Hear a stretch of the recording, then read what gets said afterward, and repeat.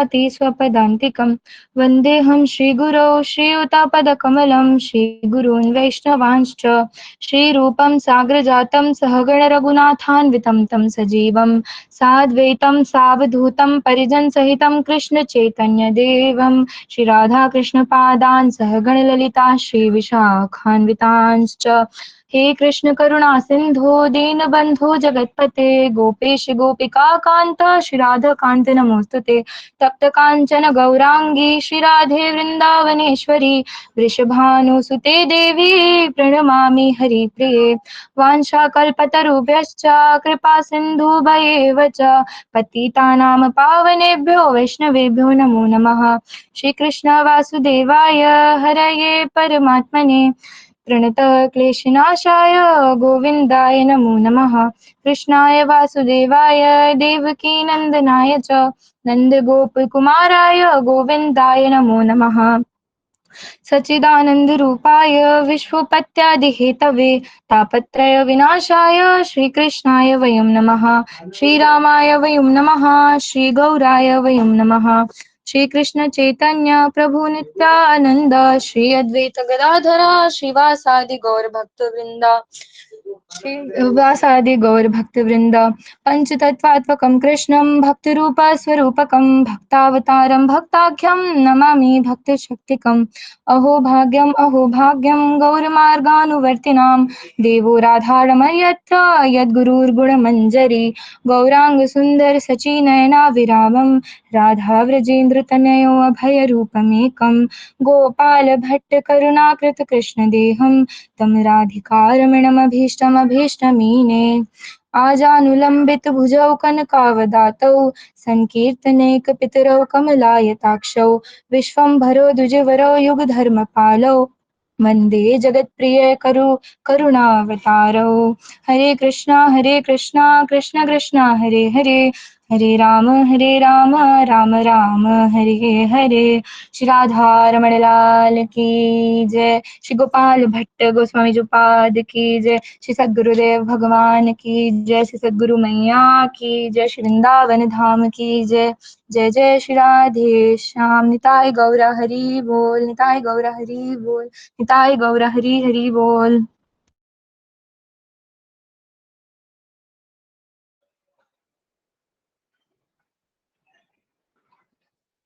श्री राधा रमण लाल की जय। श्रीपाद गोपाल भट्ट गोस्वामी जी महाराज की जय। नीलाचल निवासाय नित्याय परमात्मने बलभद्र सुभद्राभ्यां श्री जगन्नाथाय ते नमः। श्री श्री जगन्नाथ बलदेव सुभद्रा महारानी की जय। आप सभी उपस्थित वैष्णव भक्त वृंद की जय। कोटि नमन दंडवत प्रणाम।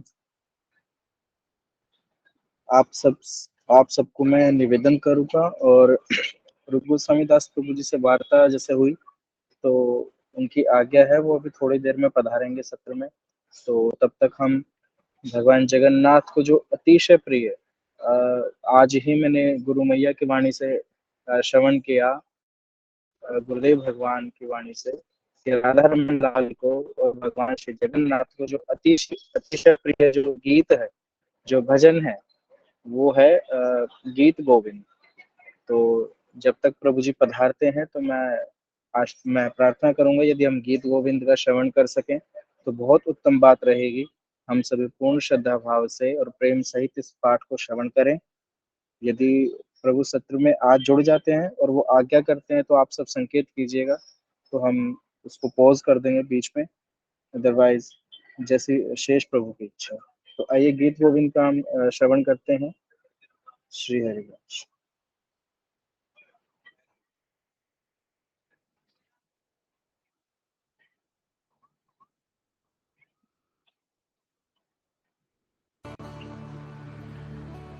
श्रित कमला कुच मंडल धृत कुंडल धृत कुंडल कलित ललित वन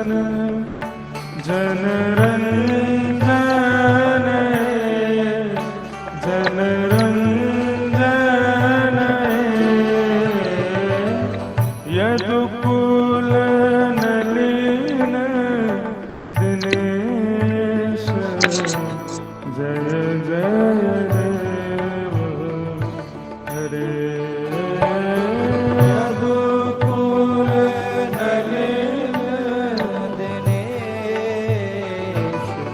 जय जय देव हरे ओ यदुकुल नलिन दिनेश जय जय देव हरे यदुकुल नलिन दिनेश जय जय देव हरे ओ राधे कृष्ण हरि गोविंद गोपाला नंद जू को लाला यशोदा दुलारा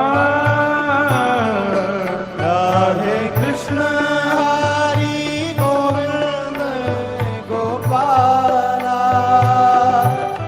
नंद जी को लाला यशोदा दुलारा जय जय देव हरे ओ जय जय देव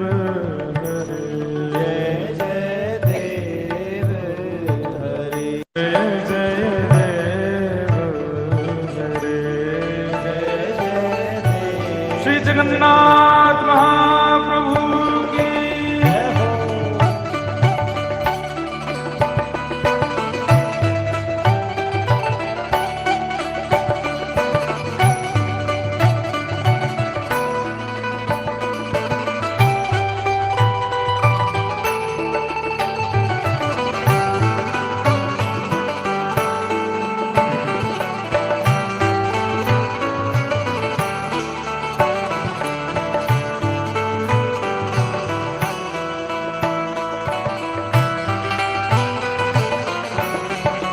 ओ अमल कमल दल लोचन भव मोचन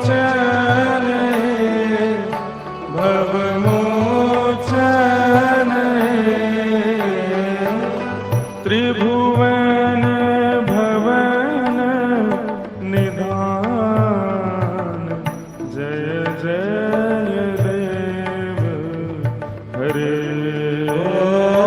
त्रिभुवन भवन निधान जय जय देव हरे हाँ जनक सुता कृत दूषण जित दूषण जित दूषण समरस मित दश जय जय देव हरे ओ समरस मित दस जय जय देव हरे अभिनव जलधर सुंदर व्रतमंदर व्रतमंदर श्रीमुख चंद्र चकोर जय जय देव हरे श्रीमुख चंद्र चकोर जय जय देव हरे ओ श्री राधा मुख चंद्र चकोर जय जय देव हरे राधा मुख चंद चकोर जय जय देव हरे ओ तव चरण प्रणतावयम् इति भावये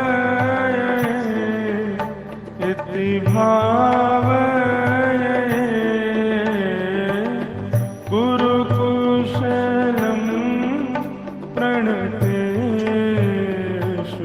जय जय देव हरे गुरुकुशलं प्रणतेषु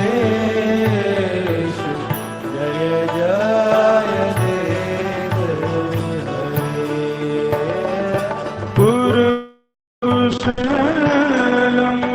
प्रणतेषु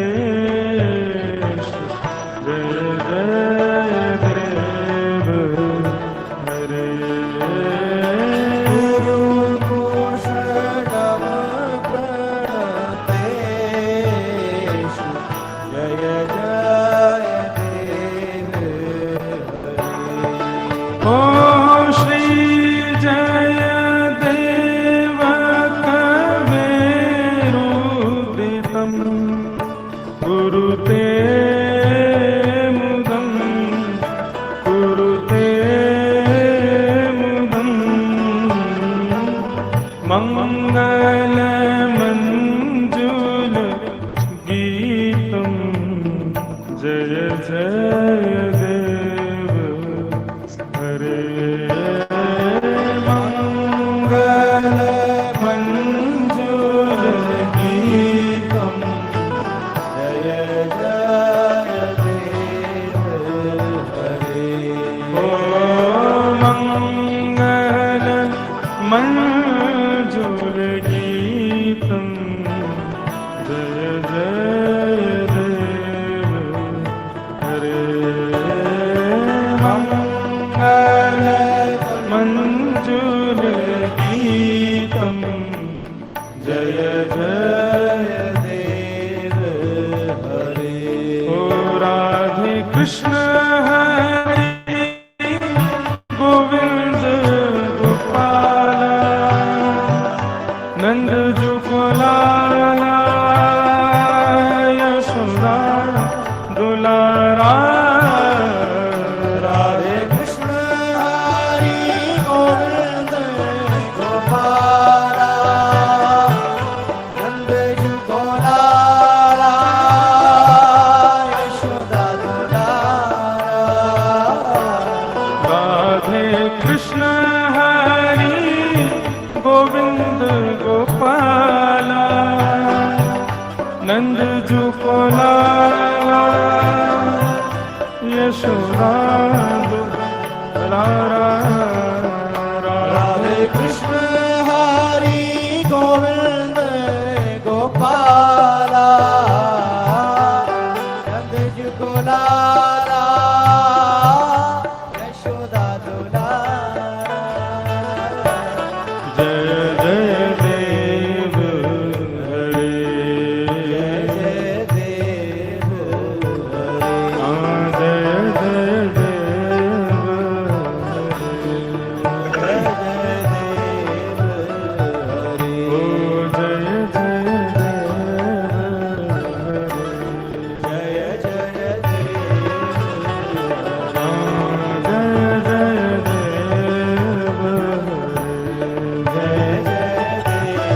श्री जगन्नाथ महाप्रभु की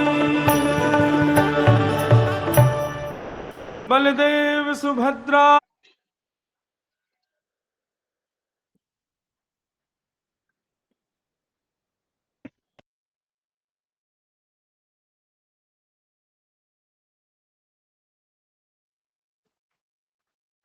श्री राधा लाल की जय। श्री जगन्नाथ बलदेव सुभद्रा महारानी की जय। Thank you so much Sagar bro. हर एक भक्त जो इस कक्षा में उपस्थित है वो आपका हृदय से धन्यवाद करता है इतने अद्भुत मंगल गीतम श्रवण के लिए। जगन्नाथ महाप्रभु का ये मंगल गीत हम सुन रहे थे। मुझे लगता है हर एक भक्त मंत्रमुग्ध होगा मंगल गीत सुनने में। इतना रस मिल रहा था, इतना आनंद हो रहा था मंगल गीत सुनते सुनते, और खूब खूब आनंद हो रहा था ये दिव्य मंगल गीत श्रवण करके। आपका हृदय से धन्यवाद, बहुत बहुत धन्यवाद। आपने समय का इतना सदुपयोग करा और मंगल गीत श्रवण करवा के जगन्नाथ कथामृतम की इन कक्षाओं को सार्थक करा। आपका हृदय से बहुत बहुत धन्यवाद सागर प्रभु। हम सभी भक्तों की श्री चरणों में प्रार्थना करते हैं। और मैं, जय सागर प्रभु, कुछ कह रहे हो आप? हम सभी भक्तों की श्री चरणों में प्रार्थना करते हैं एवं क्षमा प्रार्थी है बहुत ज्यादा। मैं बहुत हृदय से क्षमा प्रार्थी हूँ। कुछ कारणों से मैं बहुत सही से अवेलेबल नहीं हो पा रहा। कल भी कुछ ऐसे कारण रहे, कल तो मेरे स्वास्थ्य संबंधी कारण थे। और हर महीने ठाकुर जी कुछ ऐसी योजना बना के रखती है कि एकदम से व्यस्तता आती है तो एकदम टूट के व्यस्तता आ जाती है बिल्कुल। तो क्षणिक भी समय नहीं मिल पाता, बिल्कुल ऐसे कट टू कट चीजें चल रही होती है। तो उसकी वजह से मैं बहुत हृदय से क्षमा प्रार्थी हूँ। चीजें मैनेज करना थोड़ा मुश्किल हो जाता है एक साथ। प्राणेश्वरम प्रभु जी अवेलेबल नहीं है, वो थोड़ा पहले कोऑर्डिनेट किया करते थे तो उनसे बहुत सहयोग रहता था। तो इसलिए चीजें थोड़ी ऊपर नीचे हो रही है। मैं बहुत हृदय से क्षमा चाहता हूँ। प्रयास कर रहे हैं कि सब चीजें मैनेज हो जाए अच्छे से और कक्षा पुनः अपने आइडियल टाइम पे, कक्षा रोज 5 मिनट लेट हो जाती है शुरू करने में, तो अपने आइडियल टाइम पे शुरू हो सके और प्रॉपर जो कथामृतम का एक धारा प्रवाह सत्र चल रहा है वो धारा प्रवाह सत्र एज इट इज चलता रहे। राधा रमन जी से प्रार्थना करते हैं। इतना सुंदर हमने मंगल गीत श्रवण किया।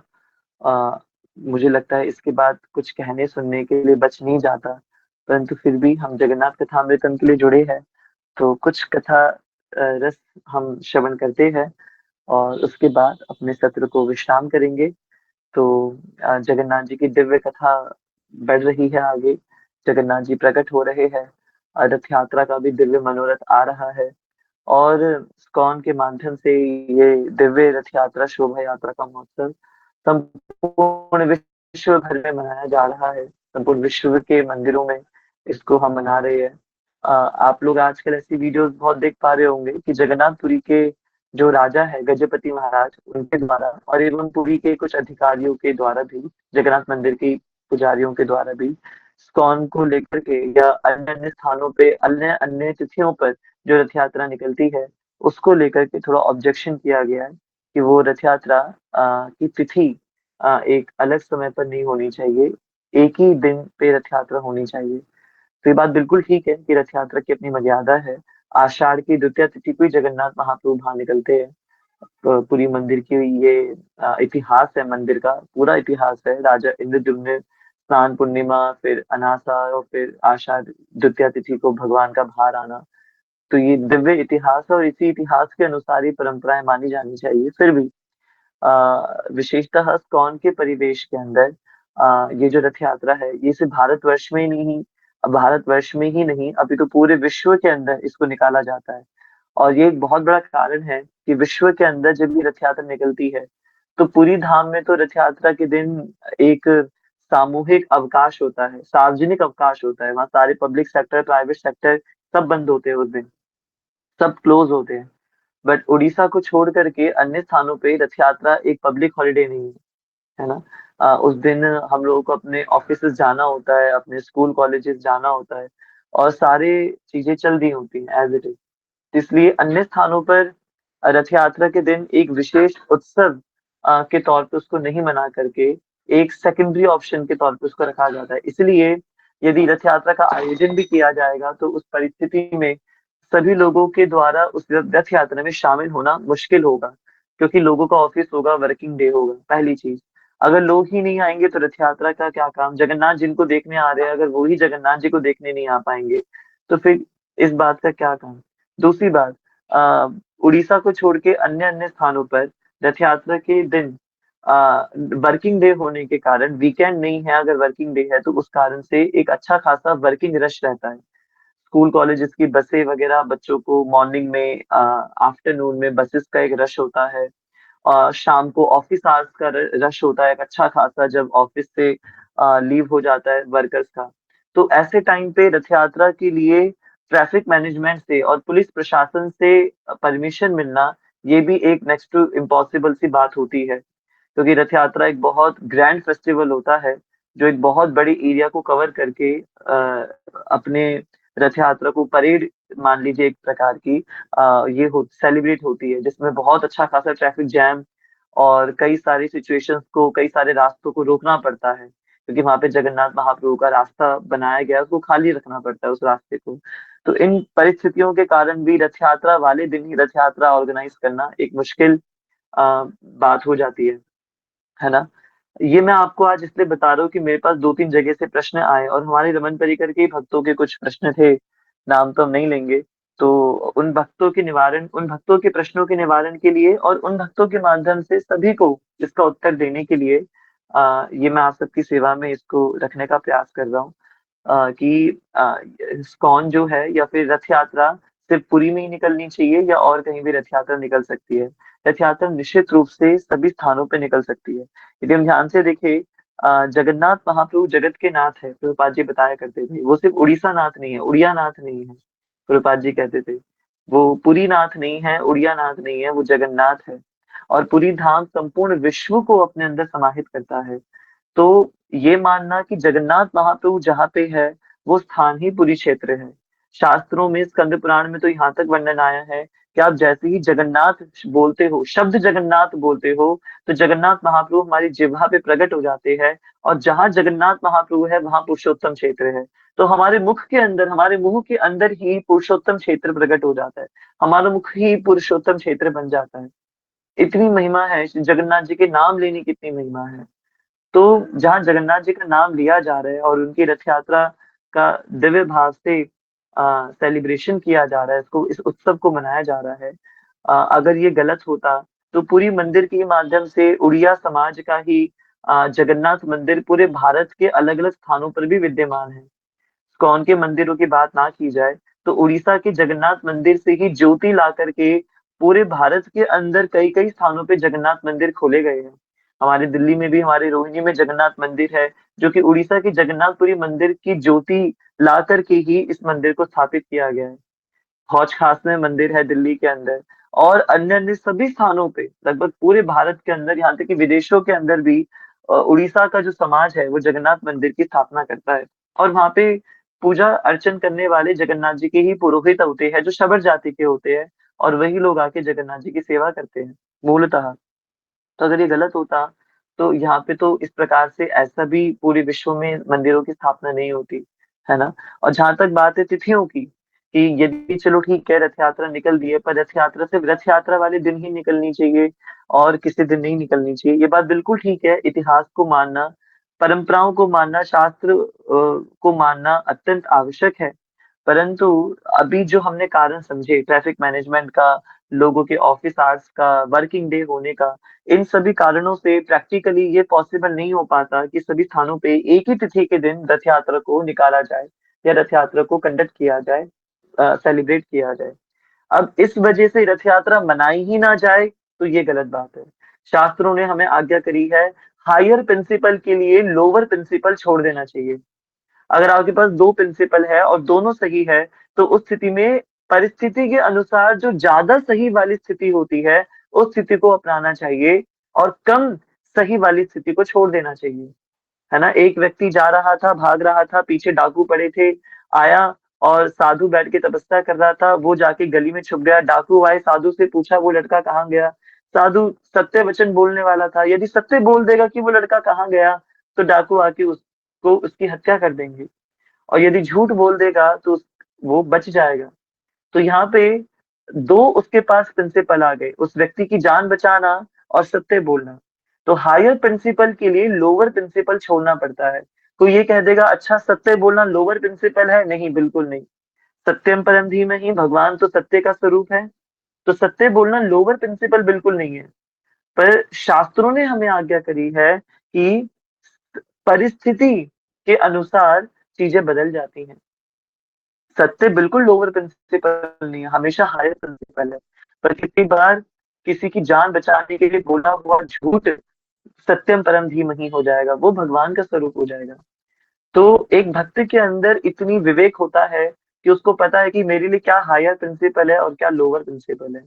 इसलिए पूरे विश्व भर के अंदर अलग अलग तिथियों पे जब जगन्नाथ रथ यात्रा का आयोजन होता है, वो इसी भाव से होता है कि जगन्नाथ महाप्रभु इस स्थान पर आए और लोगों का उद्धार करे, लोगों का उद्धार करे, लोगों को जय जगन्नाथ बोलने का अवसर प्राप्त हो, जगन्नाथ जी का रथ खींचने का अवसर प्राप्त हो सकता है वहां पे उतनी शुद्धता या उतनी प्राचीनता या उतना महात्म्य ना हो जितना पुरी क्षेत्र पुरुषोत्तम क्षेत्र में है, परंतु वो उससे अलग भी नहीं है या उससे कम भी नहीं है। इसलिए संपूर्ण विश्व के अंदर जगन्नाथ जी को पहुंचाना ये मेन प्रायोरिटी है। अब इस मेन प्रायोरिटी को पूरा करने के लिए, इस प्रिंसिपल को पूरा करने के लिए यदि लोअर प्रिंसिपल हमें छोड़ना पड़े, जैसे कि एक ही तिथि पर जगन्नाथ रथ यात्रा होनी चाहिए, इस तिथि को छोड़ना पड़े, इस बात को छोड़ना पड़े, तो इसमें कोई भी बुराई या गलत चीज नहीं है, निश्चित रूप से नहीं है। क्योंकि मूल सिद्धांत यहाँ पे भक्त लोग कहते हैं चलो कोई नहीं, अगर पाप लगेगा तो हम उस पाप को सहन करने के लिए बिल्कुल तैयार है। आपको एक बात बताऊं, रामानुजाचार्य जी के इतिहास में हम लोग पढ़ते हैं कि जब रामानुजाचार्य जी की दीक्षा हुई, मंत्र दीक्षा, गुरु मंत्र दीक्षा हुई जब रामानुजाचार्य जी की, तो रामानुजाचार्य जी के गुरु ने कहा ये एक ऐसा मंत्र मैं तुम्हें प्रदान कर रहा हूँ जो मंत्र तुम्हें इस संसार के अनंत कोटि भव बंधनों से तार के एक क्षण के अंदर तुम्हें भगवत प्राप्ति कराने की सामर्थ्य रखता है। ये मंत्र साक्षात भगवत स्वरूप है। जब रामानुजाचार्य जी को, जो शील संप्रदाय के अधिष्ठाता आचार्य है, विशिष्टाद्वैत के अधिष्ठाता आचार्य है, तो जब उनको अ, उनके गुरुदेव के माध्यम से मंत्र दीक्षा प्राप्ति और उनको पता चला कि ये भगवत प्राप्ति का मूल मंत्र है, तो रामानुजाचार्य जी दीक्षा प्राप्त करने के बाद इतने खुश हो गए, इतने खुश हो गए कि इन्होंने पूरे शहर के अंदर आकर के ढिंडोरा पीट दिया और अपने गुरु मंत्र को सबके आगे उद्घाटित कर दिया, सबके आगे उद्घाटित कर दिया। अरे भाई ये मंत्र मुझे मिल गया, ये मंत्र ले लो, मंत्र ले लो, मंत्र ले लो, मंत्र ले लो। सबको जाके मंत्र बता दिया अपना। और क्यों बताया कि भाई मुझे मेरे गुरु ने कहा है कि ये एक ऐसा मंत्र है जिस मंत्र को जप करके, जिस मंत्र का आश्रय लेकर के आप कोटि जन्मों के भव बंधनों से मुक्त हो जाएंगे, आपको तत्क्षण भगवत प्राप्ति हो जाएगी। ये एक ऐसा दिव्य मंत्र मेरे गुरु ने बताया, मैं आप सबको दे रहा हूँ, सबको बांट रहा हूँ, सब ले लो ये मंत्र, सब ले लो ये मंत्र, सब भगवत प्राप्ति कर लो, सब भगवत प्राप्ति कर लो। आप सोचिए, बाद में रामानुजाचार्य जी के गुरु ने उस आश्रम करा, अलग कथा है वो तो, कि आगे क्या होता है। और फिर रामानुजाचार्य जी को पता चलता है कि अच्छा ये मुझे नहीं करना था, गुरु मंत्र का उद्घाटन नहीं होता। पर आप उनके अंदर की दयालुता देखिए रामानुजाचार्य जी की, रामानुजाचार्य जी का क्या भाव रहा होगा कि उन्होंने ये विचार करा कि मुझे अपने, जो मुझे मंत्र मिला है, जिस मंत्र से सबकी मुक्ति हो जाएगी, मैं वो मंत्र सबको प्रदान कर दूंगा, सबको दे दूंगा, वो मंत्र मैं सबको दे दूंगा। प्रहलाद जी को मंत्र मिला ओम नमो भगवते वासुदेवाय, ये भी गोपाल मंत्र का एक स्वरूप है, ये भी गोपाल मंत्र का एक स्वरूप है। नारद जी ने मंत्र दिया ओम नमो भगवते वासुदेवाय, और प्रहलाद जी ने संपूर्ण राक्षस जाति के सभी राक्षस बच्चों को इस मंत्र को बांटा कि सब इस मंत्र का जाप करो, सब ये मंत्र जाप करो। ऑल्दो एक पर्सन जब तक गुरु के पद पे नहीं आ जाता तब तक वो ऑथराइज नहीं होता कोई मंत्र देने के लिए। पर वैष्णव अनजाने में ही और भाव में ही इतने ज्यादा भावुक एवं इतने ज्यादा करुणाशील होते हैं कि वो अन्य लोगों की, अपने आप को जो अमृत प्रदान हुआ है, वो अमृत वो सबको बांटना चाहते, सबको बांटना चाहते। जैसे रामानुजाचार्य जी ने अपना दीक्षा मंत्र सबको दे दिया कि वे सब जप कर लो, सब जप कर लो, सब भगवत प्राप्ति कर लो। उनको पता ही नहीं था कि ये ऐसे देना नहीं है, इसको तो गोपनीय रखना है। ऐसे करुणाशील, ऐसे दयामय होते हैं हमारे वैष्णवगण। जगन्नाथ महाप्रभु संपूर्ण विश्व के अंदर पहुंच सके, उसी भावना से आज हमारे इस्कॉन के भक्त लोग विश्व भर के अंदर अनंत अनंत स्थानों पे और अनंत अनंत तिथियों पर जगन्नाथ रथ यात्रा थ्रू आउट द ईयर्स, वर्ष भर जगन्नाथ रथ यात्रा निकल रही होती है, मनाई जा रही होती है। इसके लिए यदि कुछ अपराध भी उनको लग रहा है तो भक्त लोग वो अपराध भी सहन कर लेते हैं, विश्व शांति के लिए और विश्व को जगन्नाथ जी प्रदान करने के लिए। तो इसलिए इसमें कोई भी त्रुटि नहीं है, इसमें कुछ गलत नहीं है। तो आगे से कभी भी आप ऐसी कोई वीडियो देखें यूट्यूब वगैरह पर, इंस्टाग्राम पर, ऐसा कुछ आजकल ट्रेंड चल रहा है, मुझे भी नहीं पता था, मुझे दो तीन भक्तों के माध्यम से पता चला, उनके मैसेजेस देखे, वीडियोस मैंने देखी कुछ ऐसी, तो मुझे हुआ कि इस बात को एड्रेस करना चाहिए। एटलीस्ट आप लोगों से यदि कोई ऐसा प्रश्न करता है तो आप लोगों के पास एक वैलिड उत्तर हो उनको देने के लिए, है ना? और हम वैलिड उत्तर देने से पहले हम खुद को हमें बताओ, हम खुद कन्विंस हो उस बात से। तो इस कारण से हमने इस बात को जाना जगन्नाथ रथ यात्रा के बारे में। परसों रथ यात्रा का बड़ा दिव्य महोत्सव आने वाला है और हमारे दिल्ली के अंदर भी इस्कॉन रोहिणी मंदिर एवं जगन्नाथ मंदिर के माध्यम से जगन्नाथ रथ यात्रा निकाली जाएगी। आप सभी भक्तों का खूब हार्दिक स्वागत है, जिसको जहां जब समय मिले वहां पधारे और रथ यात्रा के मनोरथ में आनंद ले, है ना? हमारे जगन्नाथ कथामृतम के अंदर बड़े आनंद से विद्यापति जी और विश्व वसु जी का मिलन होता है। विद्यापति जी विश्व वसु जी के यहाँ पे ठहरते हैं। विश्व वसु जी सबर जाति के लोगों के सबसे श्रेष्ठ वैष्णव है, भगवान नील माधव के आचार्य है, नील माधव की सेवा करने वाले प्रमुख शबर जाति के वैष्णव है।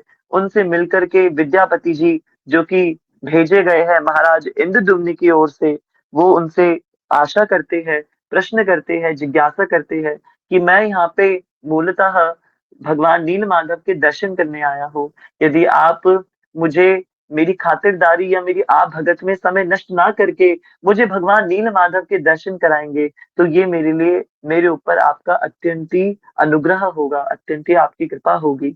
ऐसा कहकर के विद्यापति जी विश्व वसु जी की ओर निहारते हैं और आशा कर रहे होते हैं कि विश्व वसु जी विद्यापति जी को भगवान नील माधव के दर्शन करने की आज्ञा प्रदान कर देंगे और उनको उनके दर्शन अवश्य कराएंगे। भगवान के मध्यस्थ जो शबर जाति के विश्व वसु है, उन्होंने विद्यापति जी की वो सारी बातें सुनकर के विश्व वसु जी ने विद्यापति जी से कहा कि हे महान ब्राह्मण, मैं तो ये पहले ही जान चुका था, आपके यहाँ आने से पहले ही मैं ये पहले ही जान चुका था कि आप यहाँ आने वाले हैं। भगवान नील माधव ने मुझे पहले ही ये बात मेरे स्वप्न में प्रकट होकर के मुझे बता दी थी कि मालवा प्रदेश में रहने वाले राजा इंद्रद्युम्न का एक दूत यहाँ पे आने वाला है पुरुषोत्तम क्षेत्र में और वो मेरा दर्शन करना चाहता है। और मुझे नील माधव भगवान ने आज्ञा दी है आपको उनके पास ले जाने की और उनके दर्शन करवाने की। जब ये बात विद्यापति जी सुनते हैं कि विश्व वसु जी को पहले से ही ज्ञात था कि मैं यहाँ पे आने वाला हूँ पुरुषोत्तम क्षेत्र में और राजा इंद्रद्युम्न ने मुझे भेजा है और भगवान नील माधव के मैं दर्शन करना चाहता हूँ। ये बात सुनकर के विद्यापति जी की खुशी का ठिकाना नहीं रहता, वे अत्यंत प्रसन्नचित हो जाते हैं और सोचते हैं कि भगवान नील माधव ने पहले ही बता दिया था कि मैं यहाँ आने वाला हूँ और विश्व वसु जी को आज्ञा दे दी कि हाँ, विद्यापति जी को मेरे पास लेकर के आओ और दर्शन कराओ। तो जो हमारे महाराज जी बात कहते हैं ना, वो बात यहाँ से पूर्णतः सार्थक हो जाती है। महाराज जी कहते हैं हम क्या दर्शन करेंगे जगन्नाथ जी के, राधा रमन जी के, जो राधा रमन जी और जगन्नाथ जी हमारा दर्शन करना चाहते हैं। तो राधा रमन जी और जगन्नाथ जी हमारी व्यवस्था करते हैं किसी धाम तीर्थ में आने की, और वो व्यवस्था इसलिए करते हैं क्योंकि वो चाहते हैं कि हम उनके धाम में आए, हम उनके दर्शन करें ना करें, हमें खुशी मिले ना मिले वो तो हमारे ऊपर है, हमारी निज इच्छा स्व इच्छा पे निर्भर करता है। पर राधा रमन लाल भगवान जगन्नाथ तो बहुत प्रसन्न होते हैं हमें देखने के लिए। तो इधर विद्यापति जी तो बाद में पहुंचते पुरुषोत्तम क्षेत्र, पहले ही भगवान नील माधव ने शबर जाति के विश्व वस्तु जी को आदेश दे दिया था कि विद्यापति जी आएंगे और उनको मेरे दर्शन कराने के लिए अवश्य लेकर के आना। शबर जाति की ये बातें सुनकर के विश्व वसु जी विद्यापति जी को घने वनों में होकर के पवित्र नील पर्वत की तलहटी में ले जाते हैं, नीलांचल पर्वत की तलहटी में ले जाते हैं। जैसे जैसे वे ऊपर की ओर बढ़ने लगते हैं, अब क्योंकि क्या हो रहा है, अब नीलांचल पर्वत की तलहटी पे आ गए, अब ट्रैकिंग शुरू होती है, चढ़ाई शुरू होती है ना? आगे आगे विश्व वसु जी, पीछे पीछे विद्यापति जी चल रहे हैं, पहाड़ों को चढ़ रहे हैं। तो जैसे जैसे ऊपर की ओर बढ़ने लगे, मार्ग अत्यंत संकीर्ण होने लगा, मार्ग अत्यंत छोटा होने लगा, है ना? संकीर्ण होने लगा, नैरो होने लगा मार्ग। अंत में मार्ग इतना ज्यादा संकीर्ण हो गया कि एक समय ऐसा आया कि केवल एक समय पर एक ही मनुष्य उस रास्ते पर बढ़ सकता है। अभी तक थोड़ा थोड़ा दोनों संग संग भी बढ़ रहे थे, एक दूसरे का हाथ पकड़ पकड़ के ऊपर चढ़ रहे थे। अब मार्ग इतना संकीर्ण और गुफाओं के अंदर से हो गया है कि एक समय पर एक ही व्यक्ति निकल सकता है। आप सोचिए किस गुप्त स्थान पे बैठे हुए थे भगवान नील माधव, है ना? मार्ग, अच्छा एक बात और मैं आपको बताना चाहूंगा कि भगवान नील माधव के दर्शन आज भी किए जा सकते हैं। आज भी भगवान नील माधव के दर्शन होते हैं। यद्यपि भगवान नील माधव का जो नील तत्व है, जो परब्रह्म नील माधव का ब्रह्म तत्व है, वो जगन्नाथ जी में विलीन हो चुका है, फिर भी ये जो नीलांचल पर्वत की जो नीलाद्री श्रृंखला है, ये जो नीलाद्री पर्वतमाला है, मैं आप सभी को बताना चाहूंगा, ये बहुत विस्तार पर्वतमाला है, बहुत विस्तार। नीलांचल क्षेत्र यूं तो शंख क्षेत्र है पूरी धाम, पर आज भी नीलाद्री पर्वत का जो अंतिम पर्वत था, अगर मैं गलत नहीं हूं तो उड़ीसा के अंदर जब हम गए थे तो हमें बताया गया था कौंटिल नामक एक स्थान है। मैं हो सकता है कुछ गलत भी बोल रहा हूँ, कभी मैं अपने वरिष्ठ वैष्णवों से पूछ के और आपको अच्छे से बताऊंगा, पर कुछ इस यही नाम है। कौंटिल नामक एक स्थान है, जगन्नाथपुरी से लगभग 5 से 6 घंटे की दूरी पर है ये। कितना किलोमीटर से ये नहीं मुझे पता, पर परम पूज्य भक्ति वेदांत रुक्मिणी गोस्वामी महाराज जी के संग में जब हम जगन्नाथपुरी गए थे, तो महोदधि सागर के तट पे बैठ के उन्होंने हमें बताया था कि हम नीलांचल पर्वत की सागर श्रृंखला पे बैठे हैं। और तब उन्होंने बताया कि आज भी भगवान नील माधव के दर्शन होते हैं। और नील माधव कहाँ विराज रहे हैं?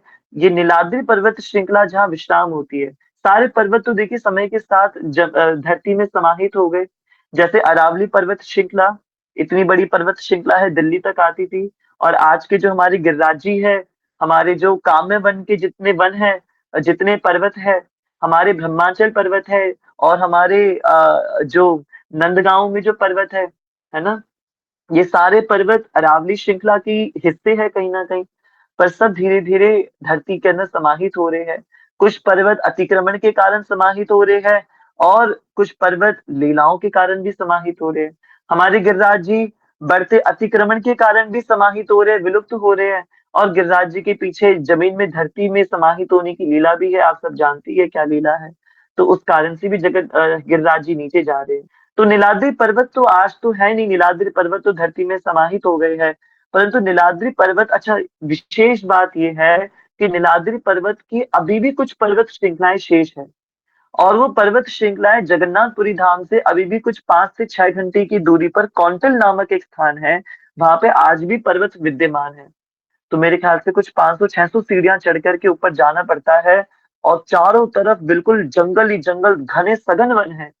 और उन वनों की, और मुझे ऐसा बताते हैं आचार्यगण कि इतने सघन वनों के बीच में वो स्थान है, कितने जंगल, और सीढ़ियां नहीं बनी हुई, प्रॉपर ट्रैकिंग है। कितने कितने स्थानों पे उसको जाना पड़ता है। क्या ये वही स्थान है? क्या बात है सागर, तू क्या बात है! अद्भुतम अद्भुतम अद्भुतम। कौंटिल नामक स्थान ही है, मैं सही बोल रहा था सागर? आपने कौंटिल ही सर्च करा था? ओके, जय जय जय, थैंक यू, हरी बोल हरी बोल, बहुत सुंदर। देखिए सागर तो की जय हो, मैं जितनी देर बोल रहा था उन्होंने सर्च करके भी दिखा दिया। तो आप देखिए ये चारों तरफ आपको पर्वत दिख रहे होंगे, ये सारी नीलाद्री पर्वत है। आप सोचिए क्या सौभाग्य हम भक्तों का, हम भगवान नील माधव के स्थान के दर्शन कर रहे हैं। ये कौंटिल नामक एक स्थान है और बहुत ही दुर्लभ स्थान है।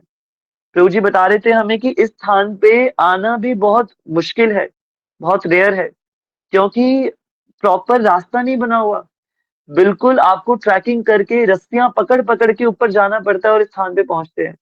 कई झरने पार करने होते हैं इसको यहाँ तक आने के लिए, बड़ा विकट स्थान है।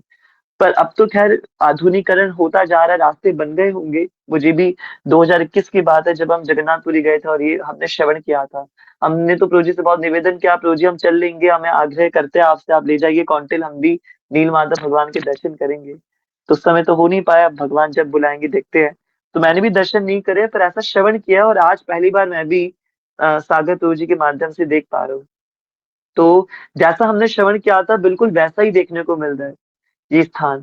और इसी स्थान पे, इसी कौंटिल नामक स्थान पे, इसी पर्वत के ऊपर भगवान नील माधव विराज रहे हैं।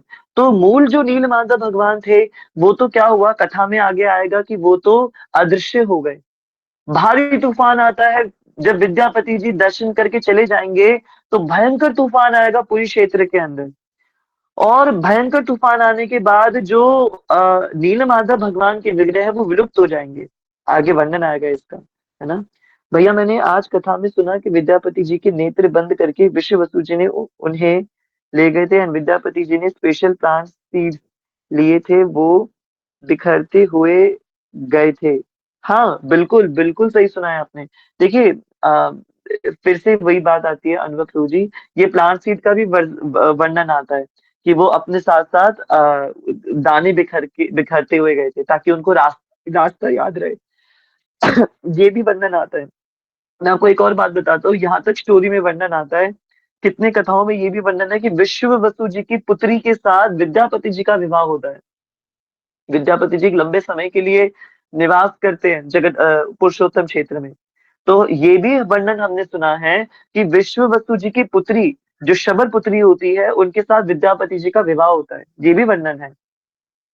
तो देखिए, हरि अनंत हरि कथा अनंता, कहि सुनहि बहुविधि सब संता। क्या सही क्या गलत हम तो नहीं जानते। हम तो ये जानते हैं कि सुरुचि मनवंतर की जो कथा है वो कथा हम श्रवण कर रहे हैं। स्कंद पुराण, जो अभी स्कंद पुराण उपलब्ध है हमारे पास, और उस स्कंद पुराण में जो पुरुषोत्तम क्षेत्र महात्म्य आया है, उस महात्म्य में जो जगन्नाथ कथा हमें मिलती है, उस वो कथा सुरुचि सी मनवंतर की कथा हमें मिलती है। तो उस मनवंतर की कथा में भगवान जगन्नाथ महाप्रभु कैसे प्रकट हुए, उस प्रकट लीला की हम कथा सुन रहे हैं। निश्चित रूप से किसी अन्य मनवंतर या अन्य कल्प के अंदर विद्यापति जी बीज बिखेरते हुए गए होंगे। किसी अन्य कल्प के अन्य मनवंतर के अंदर विद्यापति जी का विवाह हुआ शबर की पुत्री से, विश्ववसु जी की पुत्री से, है ना। तो शास्त्रों में तो एक ही कथा के मल्टीपल वर्जन है। तो भगवान की कथा अगर इतनी सरल होती तो फिर बात ही क्या होती, है ना। ये इतना इतिहास सरल होता। हिस्ट्री लोग पढ़ना नहीं चाहते। ह्यूमैनिटीज के अंदर जो होते हैं ना, उनमें हिस्ट्री सबसे बोरिंग सब्जेक्ट होता है, तो वो पढ़ना नहीं चाहते। तो ये तो सोचिए, वर्ल्ड हिस्ट्री या इंडियन हिस्ट्री हमसे नहीं पढ़ी जाती, तो ये तो लॉर्ड की हिस्ट्री है, तो ठाकुर जी की हिस्ट्री है। इतिहास बहुत बड़ा है, बहुत बड़ा है। ऐसा आने वाले सत्रों में, जब भाद्र का सत्र शुरू होगा, तो भाद्र के सत्र में विशेषतः ज्ञान श्रृंखला चलेगी। भाद्र के सत्र में एक बहुत विशेष ज्ञान श्रृंखला चलेगी, और उस ज्ञान श्रृंखला में हम प्रॉपर शास्त्रों को समझेंगे। कितने शास्त्र, कितने पुराण, कितने वेद, कितनी संहिता, कितने उपनिषद, सब कुछ याद करेंगे ज्ञान श्रृंखला के अंदर, भाद्र के महीने में। तो उसमें हम आपको बताएंगे कि श्रुति शास्त्र क्या है, स्मृति शास्त्र क्या है, कितनी श्रुति है, कितनी स्मृति है, इनका डाइवर्जन क्या है, इनके विखंड कितने हैं, ये बने कैसे हैं, इनका आधार क्या है, सब कुछ बहुत डीप वो है। तो उससे और क्लैरिटी बनेगी। फिलहाल हम स्कंद पुराण का आश्रय लेते हुए इन बातों को श्रवण कर रहे हैं, है ना। तो हमारी कथा में तो अब समय हो गया है, कथा को विश्राम करते हैं। तो मैं आपको बता रहा था नील माधव भगवान के बारे में, कि नील माधव भगवान के दर्शन आज भी होते हैं। कौंटिल्य स्थान पे जो नील माधव के दर्शन हो रहे हैं, वो वास्तव में तो बाद में विग्रह की स्थापना हुई है। वहां की भी एक अलग लीला है, प्रभु जी बता रहे थे। मुझे भी रिकॉर्डिंग सुननी पड़ेगी क्या एग्जैक्टली लीला थी, पर कुछ तो ऐसी लीला मुझे स्मरण में आती है कि 12वीं शताब्दी के अंदर जो मूल नील माधव के विग्रह है, वो तो जगन्नाथपुरी में समाहित, जगन्नाथ जी में समाहित हो गए। पर जगन्नाथ जी के ही प्रमुख पुजारी जी को स्वप्न आया कि भगवान नील माधव का एक स्वरूप अभी भी इस उत्कल प्रदेश में विद्यमान है। और वो कहाँ है, तो बताया गया कि नीलाद्रि पर्वत श्रृंखला के अंतिम छोर में विद्यमान है। तो वो पुजारी जी जाते हैं और वो ढूंढते हैं कि कहाँ है नील माधव, कहाँ है। और समय काल के अनुसार उनको वो जगह मिलती है, खुदाई होती है। और जैसे हमारे राधा गोविंद देव जी प्रकट हुए वृंदावन में, वैसे ही भगवान नील माधव प्रकट होते हैं उस स्थान पर, है ना। तो ये तो मैं आपको जस्ट ऊपर ऊपर से बता रहा हूँ, कथा बहुत अलग है। तो फिर उसके बाद भगवान नील माधव की वहां स्थापना होती है, और वो भगवान नील माधव का वहां पे ये दिव्य मंदिर बनता है। पर ऐसा कहा जाता है कि वो नील माधव उस सतयुग के नील माधव से अभिन्न है। वो नील माधव सतयुग वाले नील माधव से अभिन्न है, जिन नील माधव की हम ये कथा पढ़ रहे हैं, जिनके दर्शन करने के लिए विद्यापति जी जा रहे हैं, है ना, विद्यापति जी ऊपर चढ़ रहे हैं। ठीक है। श्री राधा रमण लाल की जय। तो आज के इसको यहीं पे विश्राम करते हैं, कंटिन्यू कर सकते हैं। बहुत आनंद आ रहा है, क्या बात है। ठीक। क्या बात है, क्या बात है। वैसे आनंद तो आ रहा है सच में। भगवान जगन्नाथ की कथा इतनी रोमांचक कथा है ना, खूब। हम जो श्रवण कर रहे होते हैं, इतना ज्ञान वर्धन हो रहा होता है।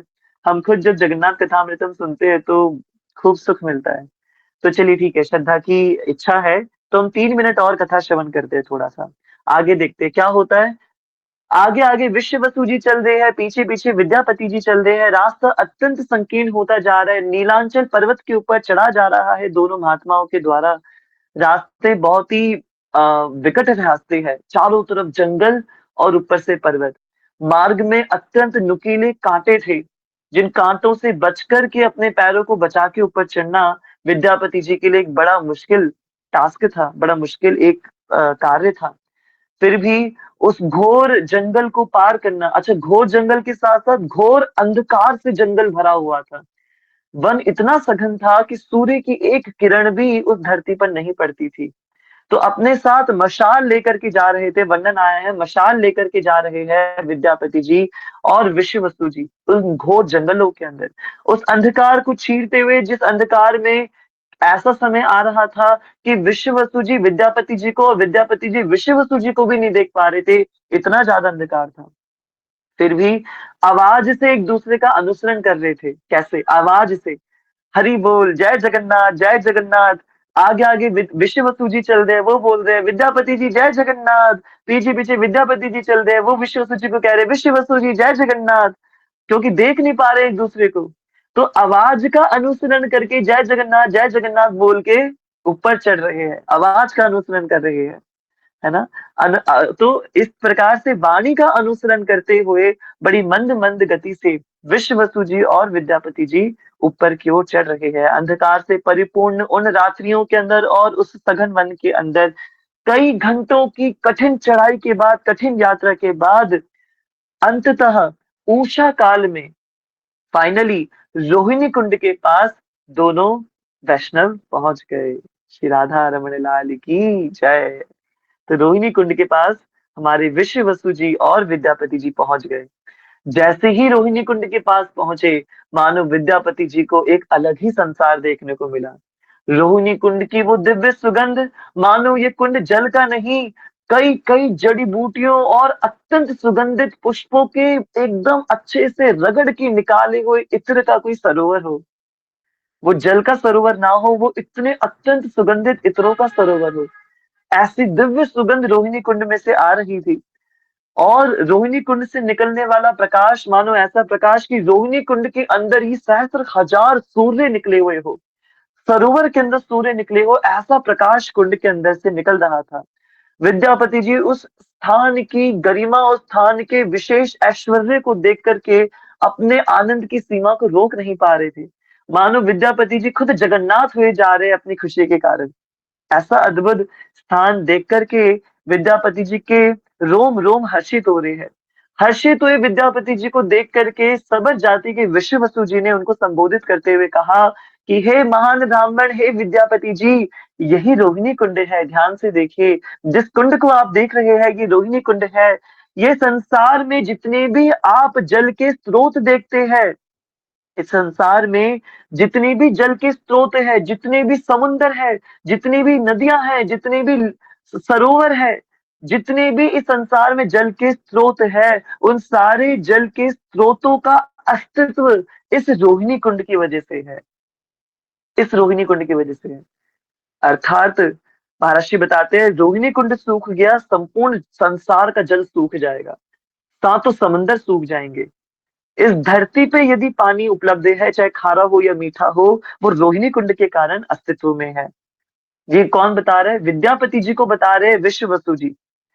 कह रहे हैं कि समस्त तत्व यहीं से ही उत्पन्न होते हैं, अग्नि जल भूमि वायु आकाश इस संसार के अंदर जब प्रकट होते हैं ना, तो इसी कुंड से अग्नि जल भूमि वायु आकाश इसी कुंड से प्रकट होते हैं। और जब इस संसार का विध्वंस करना होता है ना, तो इसी कुंड से अनंत प्रलय प्रकट होती है और इस संसार के अंदर प्रलय आती है और इस संसार जलमग्न हो जाता है। यहाँ पे सभी विश्व की समस्त नदियों एवं तीर्थों का जल विद्यमान है। ये वो रोहिणी कुंड है। और बता रहे हैं कि यदि विद्यापति जी, यदि आपने यहाँ पे स्नान कर लिया, तो स्नान करने मात्र, स्नान करना तो बहुत दूर की बात है, गोविंद कुंड के लिए जो हम कथा श्रवण करते हैं, ऐसी कथा आती है रोहिणी कुंड के लिए कि वर्णन आता है कि देख रहे हैं कौन, यमराज जी, कि क्या हुआ, अचानक से एक कौवा आया और रोहिणी कुंड के पास बैठा किनारे पे, अपनी चोंच मार के रोहिणी कुंड का जल पीना चाहा। अचानक से पूरा शरीर नीला पड़ गया, मानो जहर पी लिया हो, और वो कौवा मर गया, और कौवा मर के उसका शरीर गिर गया रोहिणी कुंड के अंदर। और एकाएक तत्क्षण ही जैसे ही रोहिणी कुंड में शरीर गिरा, क्या देखते हैं कि उस कौवे के द्वारा जो अपना शरीर जो डूबा रोहिणी कुंड में, एकाएक कोई चतुर्भुज रूप में महापुरुष उस रोहिणी कुंड से निकला, और विष्णु पार्षदों से भरा हुआ एक वैकुंठ से रथ आया। वो चतुर्भुज रूप धारण किया हुआ देवता उस वैकुंठ के रथ पे बैठा और वैकुंठ की ओर चला गया। अब ये लीला देख करके यमराज जी का सर घूम गया कि भाई ये क्या हुआ। और कौवे जैसे निकृष्ट प्राणी को भी यदि ऐसी गति मिल गई रोहिणी कुंड का जल मात्र पीने से, तो ये क्या होगा, है ना। दुनिया को देखने से लगेगा कि रोहिणी कुंड का जल पी के कौवे का शरीर नीला पड़ गया जहर के कारण। दुनिया ये नहीं जानती जहर के कारण नीला नहीं पड़ा, भगवान नील माधव का ही तो पिघला हुआ रूप है वो रोहिणी कुंड। तो रोहिणी कुंड का जल पी करके भगवान नील माधव उसके अंदर समाहित हो गए, इसलिए कौवा नीला पड़ गया, काला कौवा नीला हो गया, है ना। तो ये ऐसी अद्भुत कथाएं विश्व वसु जी सुना रहे हैं विद्यापति जी को, और विद्यापति जी इन सारी कथाओं को सुन सुन के अत्यंत रोमांचित हो रहे हैं, अत्यंत प्रसन्न हो रहे हैं। कह रहे हैं विश्व वसु जी कि यहाँ स्नान करके स्वयं वैकुंठ की प्राप्ति हो जाती है, तत्क्षण वैकुंठ की प्राप्ति हो जाती है। इस जलाशय के पूर्व ही, हे विद्यापति जी ध्यान से देखिए, आप वो वट वृक्ष देख पा रहे हैं। वो वट वृक्ष, जैसे ही वट वृक्ष की ओर नजर जाती है विद्यापति जी क्या पाते हैं कि उसी वट वृक्ष की तो छाया में वो खड़े हैं। एकदम नजर जाती है, अच्छा इस जंगल को जो मैं जंगल समझ रहा था, ये वास्तव में कोई जंगल नहीं है, ये एक ही पेड़ है। ये इतना बड़ा पेड़ है कि मुझे तो लग रहा था मैं किसी घने पेड़ों के बीच में खड़ा हूँ। नहीं नहीं, ये कई सारे पेड़ नहीं है, ये तो एक ही पेड़ है, और ये एक ही वो वट वृक्ष है जिस वट वृक्ष के बारे में उज्जैन के अंदर वो तीर्थ पुरोहित बात कर रहे थे। और वो वट वृक्ष इतना बड़ा था, इतना बड़ा था, इतना बड़ा था कि उसकी शुरुआत से अंत तक का जो उसका पूरा मेजरमेंट है, स्कंद पुराण में वर्णन आया है, 5 मील का वो वट वृक्ष था, 5 मील तक फैला हुआ था। कहीं कहीं पे 3 मील का भी वर्णन आया है, तो वही अलग अलग कथाओं में अलग अलग वर्जन है। तो इतना विस्तार था उस वट वृक्ष का, विद्यापति जी देख के हैरान हो जाते हैं, मुझे तो लगा मैं जंगल में हूँ, ये तो जंगल नहीं, ये तो एक ही वट वृक्ष है, और उसी वट वृक्ष की छाया में मैं खड़ा हुआ हूँ। विश्व वसु जी बताते हैं, जिस वट वृक्ष के नीचे आप खड़े हो, ये वट वृक्ष जो आप देख रहे हो, यही कल्प वट है, इसी को ही कल्प वट कहा जाता है। और इसी वृक्ष की छाया में जो पल भर भी विश्राम कर लेता है, हे विद्यापति जी, वो अनंत भ्रम हत्या के पाप से भी मुक्त हो जाता है। ऐसा दिव्य वर्णन सुन रहे हैं हमारे विद्यापति जी, विश्व वसु जी के मुख से। खूब आनंद हो रहा है विद्यापति जी को, है ना। कथा को हम आज के लिए यहीं पे विश्राम करते हैं। कल की कथा में भगवान नील माधव के दर्शन हो ही जाएंगे फाइनली, और खूब आनंद हो रहा है, मानो हम ही विद्यापति जी के रूप में पहुंचे हुए हैं जगन्नाथपुरी धाम में, और हम ही साक्षात ये वर्णन सुन रहे हैं विश्व वसु जी के मुख से। और बिल्कुल साक्षात वो अनुभूति हम भक्त लोग करने का प्रयास कर रहे हैं। आइए जगन्नाथ अष्टकम की शरण लेकर के अपने आज के सत्र को भगवान के चरणों में विश्राम करें। श्री जगन्नाथ बलदेव सुभद्रा महारानी की जय।